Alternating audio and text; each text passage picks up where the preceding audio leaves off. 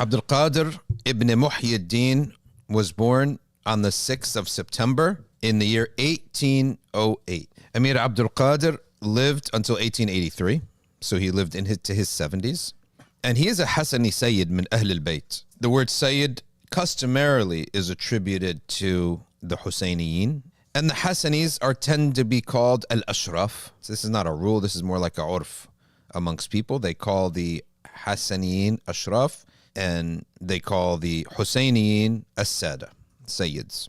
He was an Algerian imam, not just a military leader. He was raised in a culture where the shuyukh were engaged in the jihad against the French. And hence, there was no separation between ilm and jihad at that time. The Tullab al-Ilm had to be mujahideen at the same time. There was no difference, just like Imam Shamil. And what he did was, as we're going to see, he inherited the imara, being the emir, from his father. They deemed him the most fit. Now, it's not always father and son, but in this case it was. And the tribes accepted him.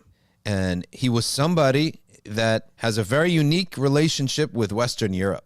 And we're going to tell you why, because they hated him at one point and they loved him at the end of his life. I'll tell you, you're going to see why when we get to the end of this.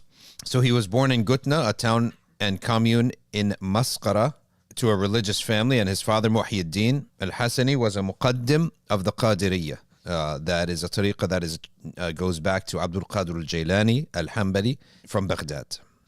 Like other students, he received that full education, grammar, mantiq, fiqh, hifd al-Quran without a say. That's just a given. Hifd al-Quran by 15. That's like you finish that by middle school. Thereby, he was a hafiz. He went to other cities to further his education.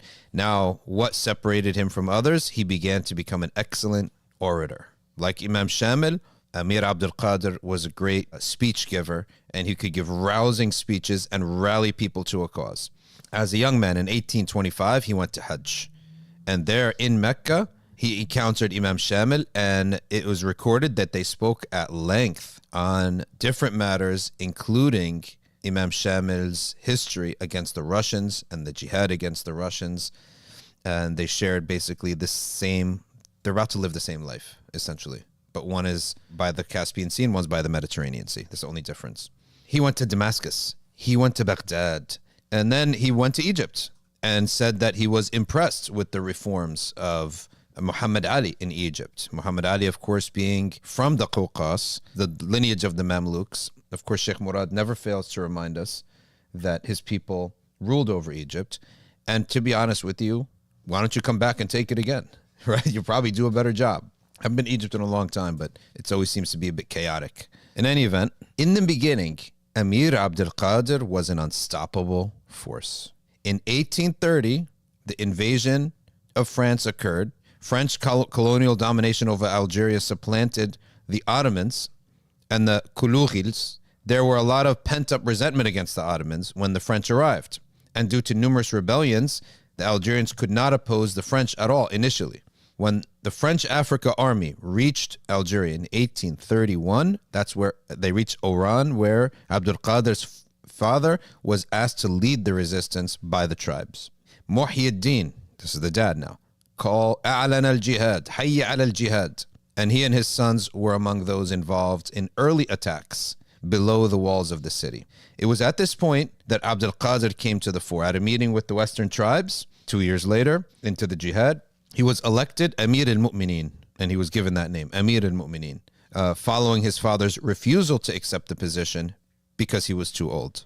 So the appointment was confirmed 5 days later in the Grand Mosque of Masqara. Within a year, through raids, through politicking and gathering the tribes, AbdulKader succeeded in uniting all the tribes in the region, reestablishing security, and his area of influence now covered Oran, the entire province of Oran. The local French commander-in-chief, General Louis Alexis de Michel. He saw AbdulKader as the principal representative of the area during peace negotiations. And in 1834, they signed the de Michel Treaty, which ceded total control of the Oran province to AbdulKader. Basically, the French are saying, we need a break because we can't stop. You're doing a really good job. We can't defeat you. So this is a way that they established peace in the region, but confining AbdulKader to the west. They wanted to stop him. And Oran is, as you see it, there's right on the Mediterranean Sea. So his status as a co-signatory elevated him in the eyes of both the Berbers and the French, because now the Algerian people see, okay, he's signing on our behalf, he's our leader.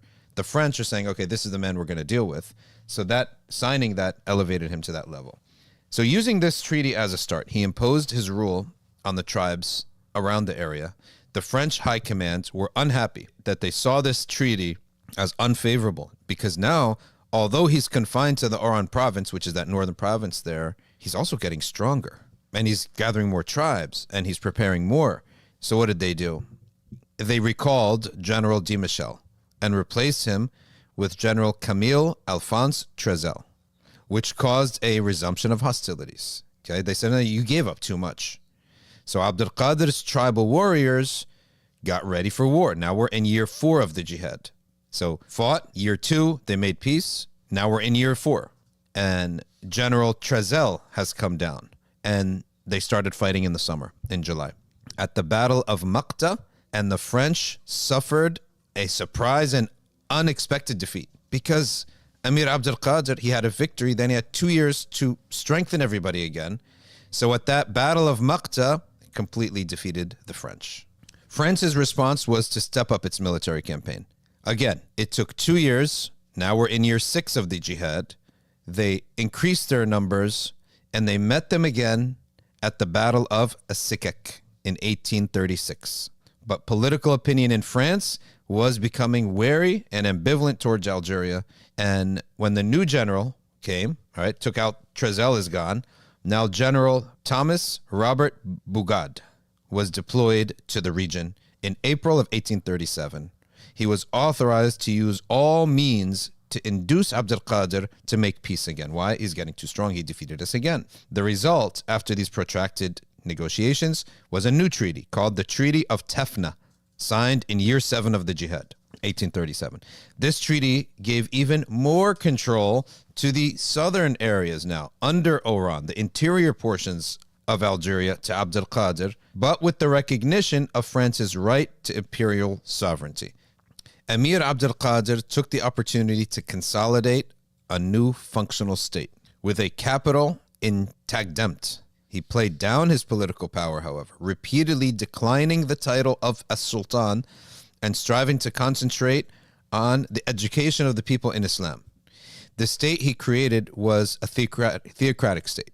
Most positions of authority were held by fuqaha, scholars.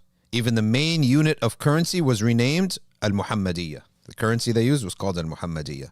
So it was a purely religious state, just as Sheikh Othman Danfodio did in Nigeria, which we're going to read next, and then just as Imam Shamil did in Dagestan. What was his first action? His first military action was to move south. Remember, he's up north, so he keeps pushing south to gain more tribesmen. He moved into the Sahara Desert. And then he moved east to the valley of Shelif and Titari.